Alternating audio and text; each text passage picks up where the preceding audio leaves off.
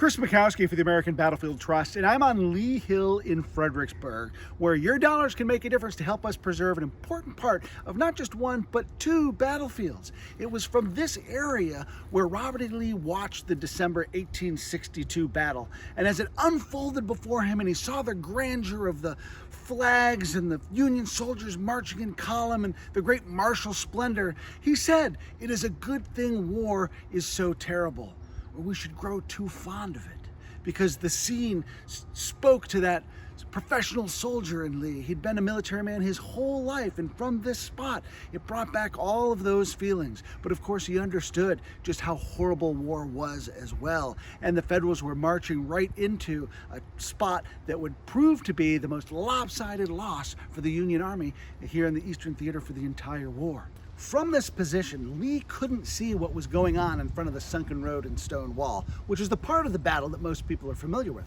But the topography just blocked his view. Instead, he was looking down toward the south, toward the Slaughter Pen Farm, ground that you helped preserve. And that's where he saw the Federal Army spread out in all its majesty.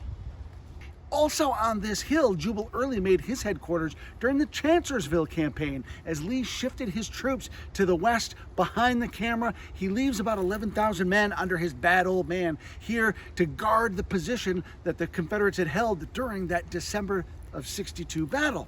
And as Federals try to probe this and see if they can get through, as John Sedgwick's 6th Corps looking to come to the rescue of Fightin' Joe Hooker at Chancellorsville, they're going to push and push and push and finally find an opportunity to break through here. The 17th Mississippi will actually be stationed behind me, and because of a little swale off to my right, because of some weaknesses in the Confederate line, because they only have 11,000 guys to hold so much space, the Federals are able to break through. You're going to have the 33rd New York through here. You're going to have the 7th Maine through here, and they're going to drive Jubal Early off to the south, allowing Sedgwick to consolidate and then push westward. So this piece of property that we're standing on that you can help save is really kind of instrumental in both of these stories. The piece of property that we're looking to protect abuts the National Park Service on one side, so it is preserved and it's going to make an important addition to the park's holdings, but it's surrounded by development. We've got power lines on one side, we have the very busy Lafayette Boulevard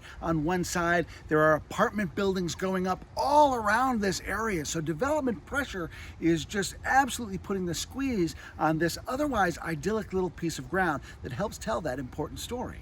So please consider making a donation to save this important piece of ground from two battles of Fredericksburg.